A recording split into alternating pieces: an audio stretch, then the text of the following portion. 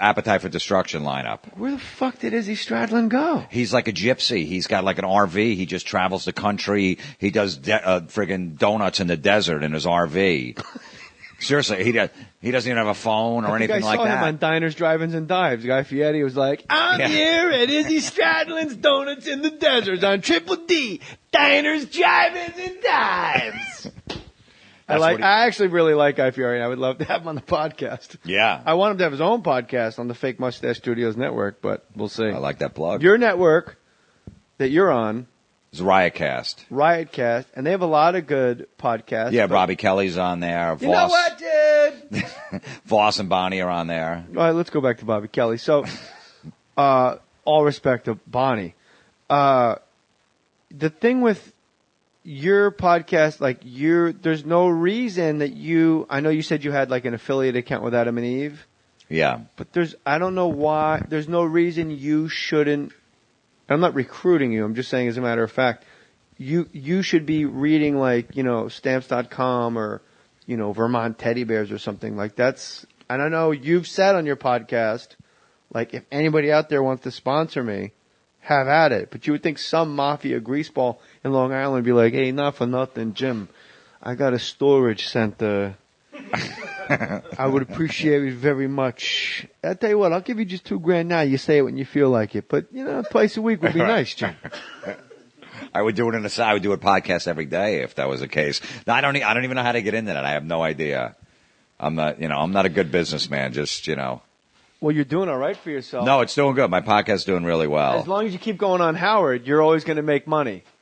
Yeah. Not a slight. I'm going to say something very specific to the listeners. The Mohr Stories, the morons, the Moriers, the Maureen's, the morons, the JRS1 fans, the 9 Lives crew.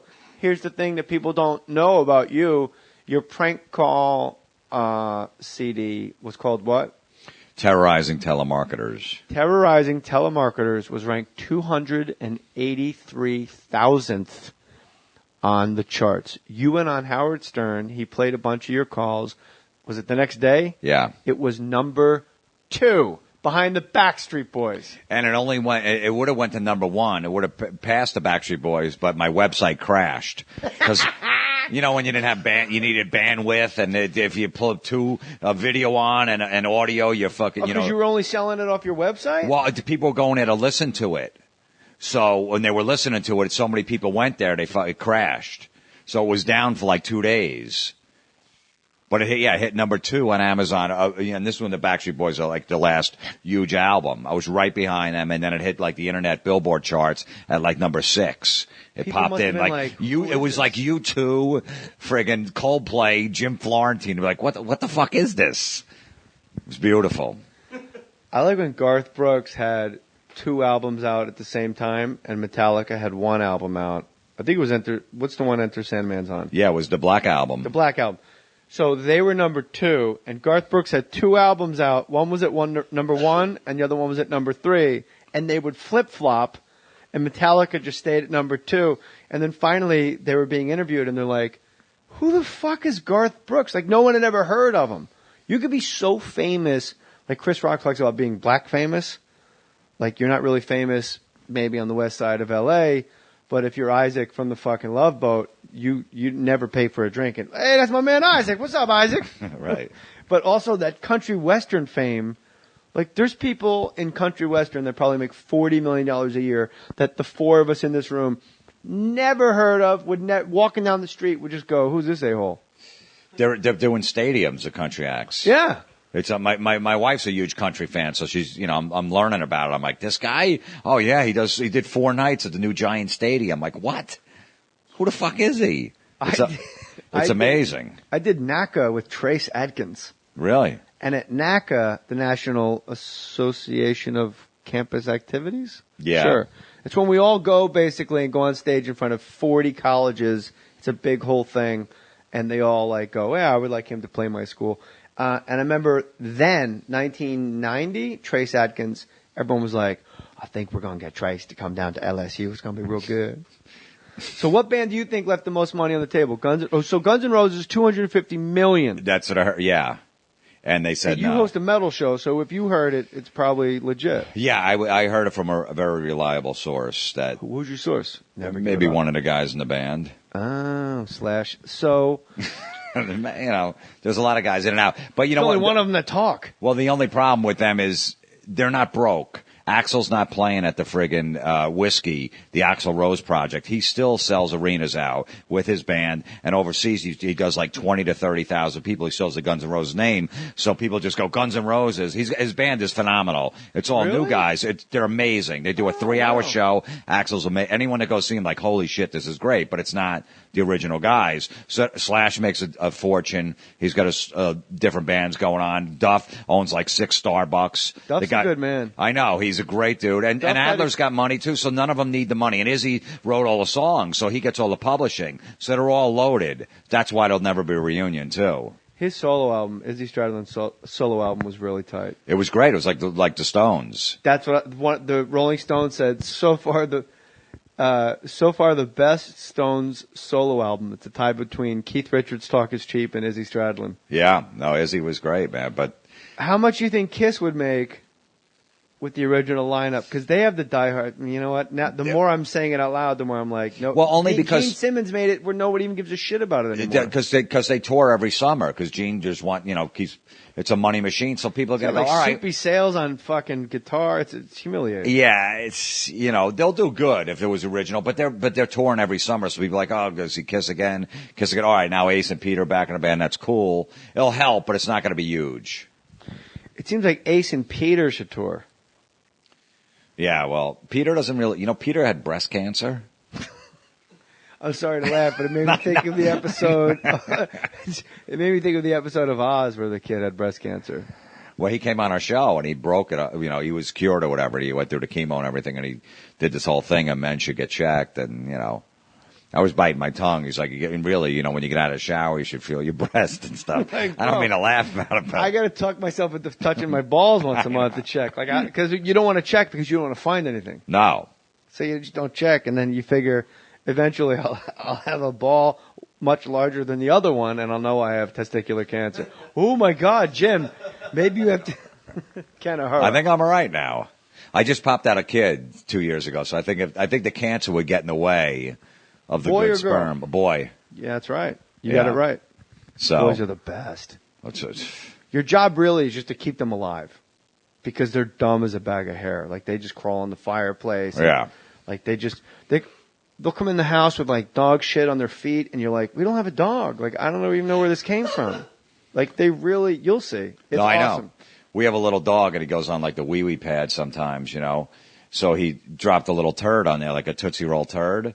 And my son the other morning, I'm waking up, I'm like, all right, give me a second. And I let him go for a second. He went over to the pad, and he's holding the turd. He's like, Dad, like this, ready to put it in his mouth. Like, he knew this is shit and I shouldn't do it. I go, no. And I had to chase him around the house to get the turd out of his hand. So he's already funny. Yeah, he's hilarious. What about Pink Floyd? How much money have they left on the table? You know what? That would be bigger than Guns N' Roses. You think? Yeah. Well, look at Roger Waters is doing like Wrigley Field and Yankee Stadium just on his own. So I'll put Pink Floyd 1.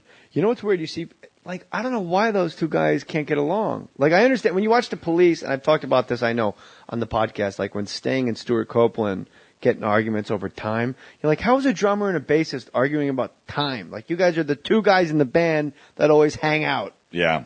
And, but I don't, whatever. But Gilmore and Waters, I don't know what is their beef? Do you know this? I don't know what it is. Metal. But they did that Live 8 thing or something like that a few years ago, where they got back together to raise money for one of those charities, and they actually performed together for the first time in like 15 years. So if you could do that, why not go out? I'll tell you a bigger band that would blow that all out of the water is Led Zeppelin. I'm making a list here. Led Zeppelin. If Robert Plant and you had put Jason Bonham on drums, John Sonn, that would be bigger than Floyd. I don't think so. Yeah. I'm going to go Floyd 1. I'm going to go Zeppelin.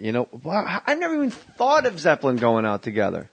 Well, there was That's rumors. Incredible. Because they did that show like 5 years ago, a charity show. They got back together, did that one show over at the O2 Arena in England.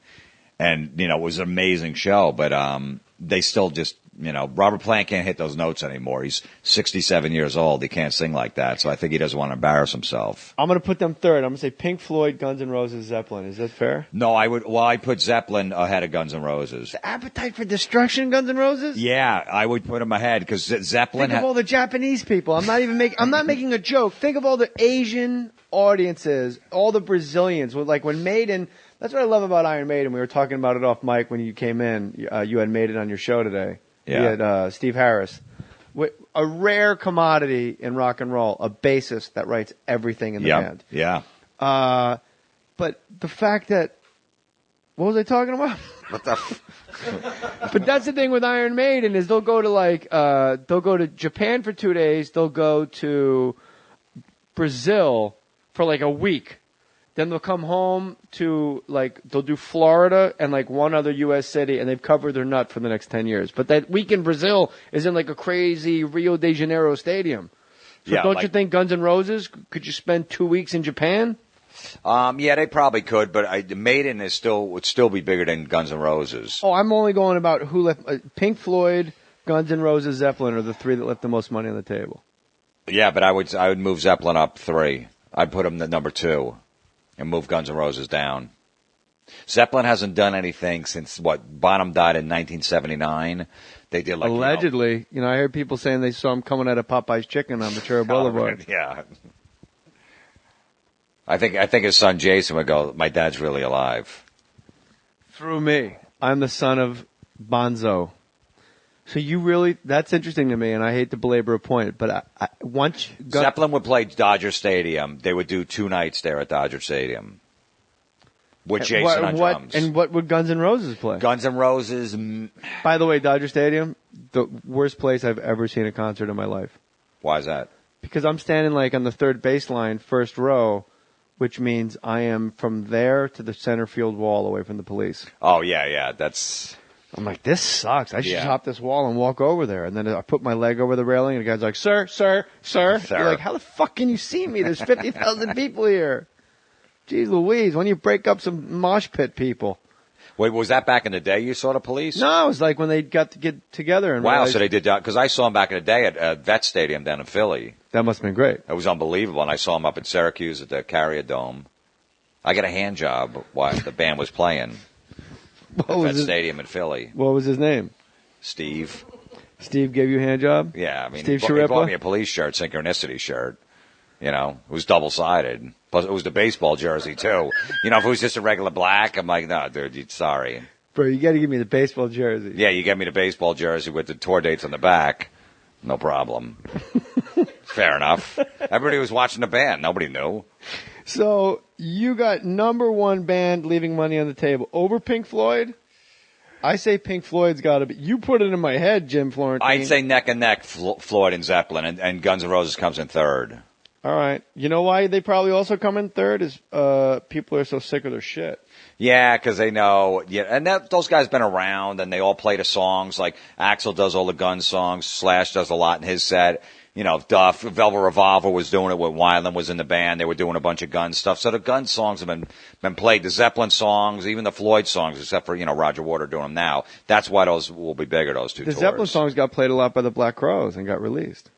Yeah, but it's not Page, Plant, John Paul Jones. I thought it was great. I was in the gym once and I was listening to the Black Crowes doing just an entire Zeppelin concert. And then I think it's called How the West Was Won. It's some Zeppelin live thing. And I was like, wow, with all apologies to Chris Robinson, you ain't no fucking Robert Plant. No. That shit was bananas. Because the soul of a woman was created below, and I like it. He said, I like it. I just kept rewinding. You ever get maniacal where you just rewind one 15-second chunk of a song? Of course. Created below, and I like it. Yeah, Brewer had, on his Sirius XM radio show, had one of the neatest things I've ever heard. He said, Metallica ended Guns N' Roses. And he's like, we'll take a commercial, we'll be right back. And I'm like, that's the stupidest thing I've ever heard. But then he went on to explain it. He said, Guns N' Roses was so out of their minds with themselves. And we know now it's mostly Axl. And everybody else was just really drunk and going with the flow. Like, hey, man. That's how they talk. And then they were so fucking egotistical and maniacal about the Guns N' Roses that they thought, we'll let Metallica open for us. It'll be, and as a fan, you go, holy shit, this is a ridiculous bill. But this is like Appetite for Destruction styles. And then I think it was wasn't it around the time? No, it was like Use Your Illusion somewhere. It was like 90. You're right. It was after they just came out with the Black It was Album. after the EP. Yep. With GNR Lies. Yeah. So it was the Use Your Illusion 1 and 2 where they're doing like Paul McCartney covers, and November Rain and shit, and Metallica's doing the Black Album, and fucking Axl Rose thought he was going to be able to follow Metallica, and Brewer went on and said,